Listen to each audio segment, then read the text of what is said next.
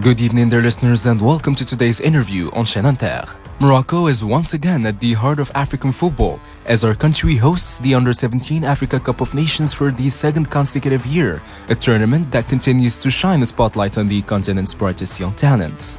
The Atlas Cups began their campaign with a 1-1 draw against Tunisia at Moulay Hassan Stadium in Rabat, in an intense North African derby that already gave us a test of the competition's high level and pressure. And to discuss Morocco's ambitions, the performance we've seen so far, and the future stars emerging from the tournament, I am delighted to welcome sports analyst and journalist Mr. Tawfiq Sanhaji.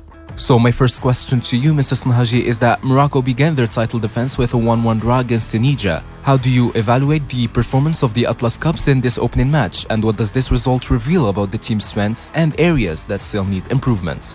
To be honest, from what we saw in the last tournament, this Moroccan national team of under-17 has played, which was in Libya, counting towards the qualifying for the African Cup of Nations, the UNAF tournament.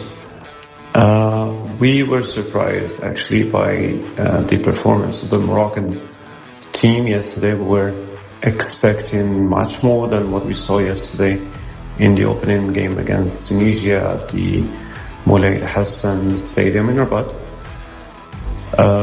We thought after the seeing all the games they played in Libya, and especially against the national team of Tunisia in their opening match, which they won by 2-0.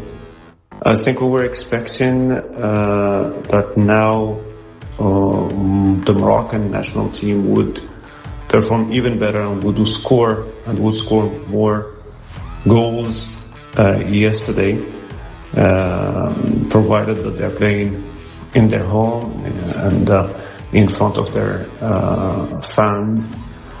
But actually, we were also surprised by the performance of the Tunisian team, who I think were very well prepared for the game of yesterday.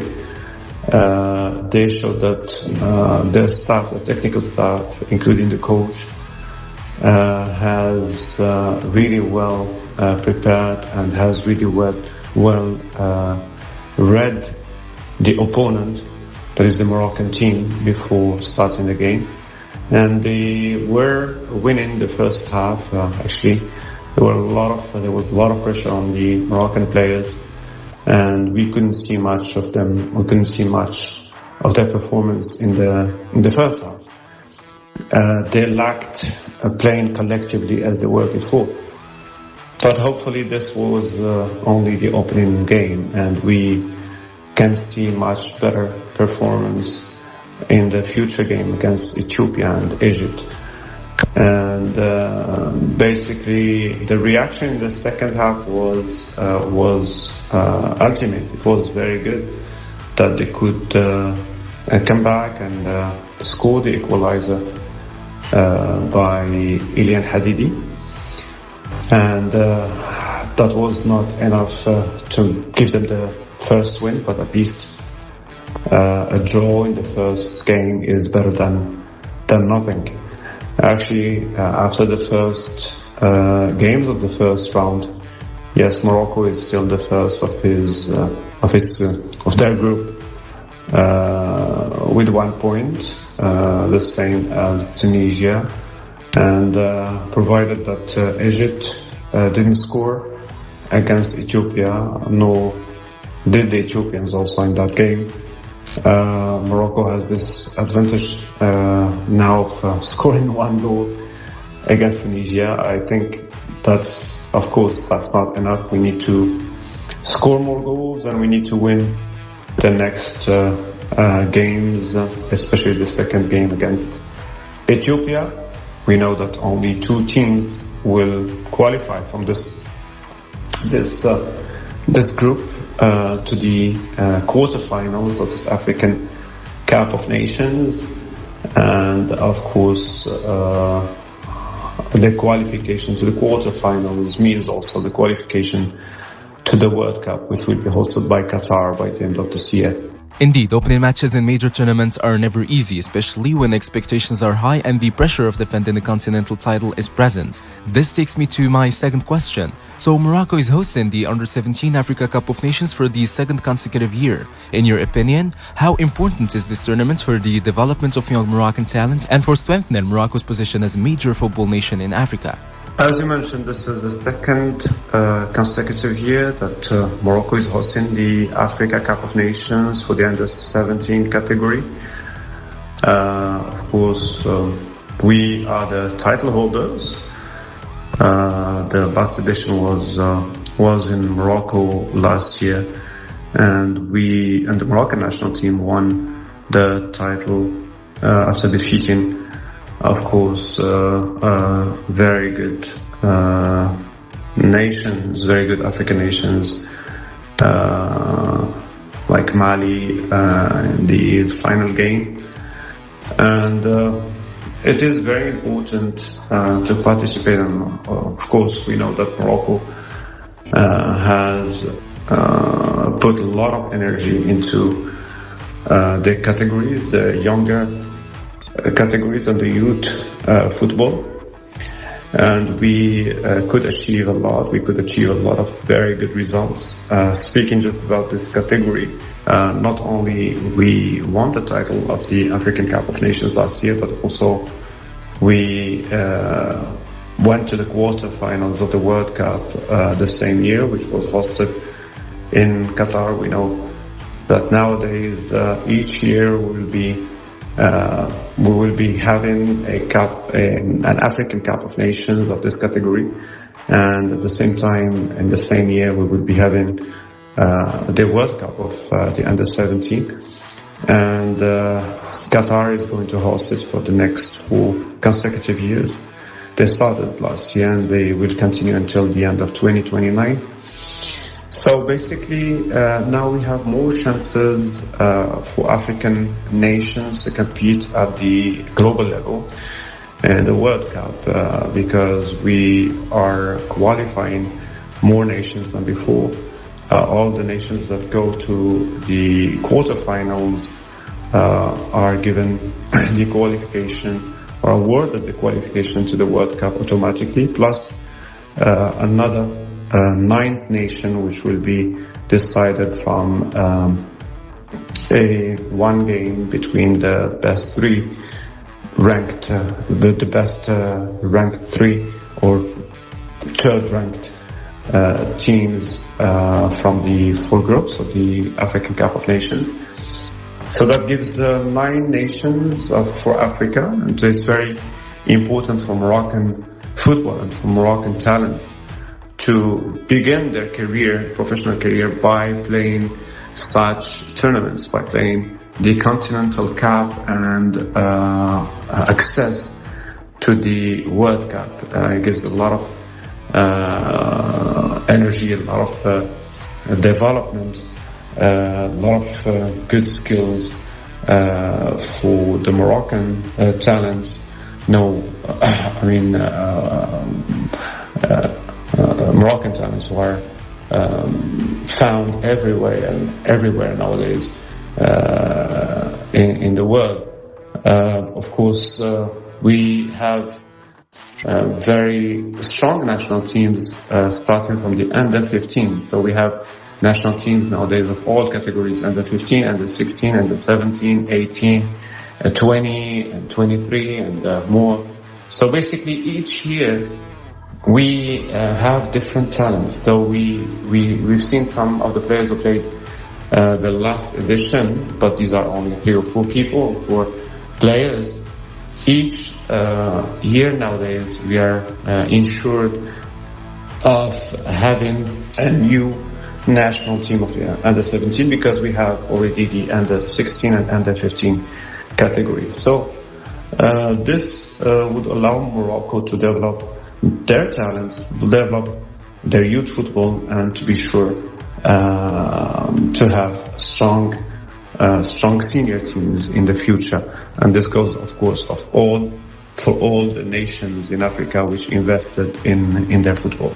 And my third question to you, Mr. Sanhaji, is that the Under-17 AFCON has historically been a platform that reveals future stars of African football. Based on what we have seen so far, which teams or players do you believe could make a strong impression during this edition in Morocco? Well, the Moroccan national team has got many bright talents that shine during this AFCON. We can cite here Brahim Rabaj, who plays for Chelsea. He's got the chance to play for Morocco last year, but his age didn't permit him to show all the skills. And I think now he took advantage of this opportunity, starting from the UNAF tournament, and now he is confirming in this AFCON. He's been doing really great during the last months with the Under-17 Moroccan national team. Along with Ilian Hadidi, who plays for Standard de Liège of Belgium, and we can also speak here about Ismail Aoud, who plays for Valencia and who was among the Moroccan national team last year, the Under-17, and he still can play with them because he's still young. He's still just 16 years old or 17, so he's got the privilege to still play for them. And yes, as I said before, many talents are in this team, and to me, they seem like as good as the ones we saw last year in the edition that we hosted in Morocco and in the World Cup in Qatar. So hopefully we will see much better performance, inshallah. And of course, for Morocco, the journey is only beginning. So my last question to you, Mr. Sanhaji, is that with Morocco now preparing to face Ethiopia and Egypt in the remaining group stage matches, what do the Atlas Cups need to improve tactically and mentally if they want to successfully defend their continental title? Your question is a good one. I think the focus should be more on the mental issues. It seems like playing home and playing for the first time in a stadium like Moulay Hassan has made it difficult for this category, for this Under-17 Moroccan national team. We could see the pressure, we could feel the pressure that the players were feeling. But during the second and third games, they'll be, I think they'll be avoiding much of the pressure, since the games will be at the complex Mohammed VI in Rabat. And as you know, CAF, like what FIFA has done lately, last year, they started organizing the Under-17 competitions in a sort of a festival, sports festival, in the same place, in the same hotel, and playing the same fields for 2 weeks or more. They should improve more mentally. That's the role of the technical staff, the coach, and I think he is very much aware of all this.